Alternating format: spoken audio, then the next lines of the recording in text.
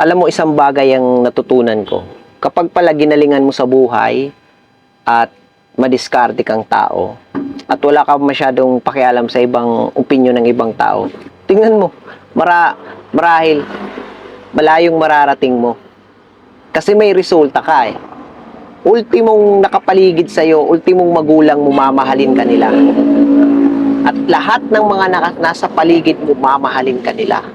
Kasi kapag resultado ka, halos lahat ng nakapaligid sa'yo, mahal ka nila. Pero, you cannot please everyone. At least, above the minimum, yung mga nakapaligid sa'yo, mahal ka nila. Kasi resultado ka eh. Yan ang buhay ngayon. Kaya, kung ako sa'yo, galingan mo, idol. Malawak ang mararating mo at huwag mong paniwalaan ng iba, kundi ang sarili mo ang paniwalaan mo. Yun lamang, guys.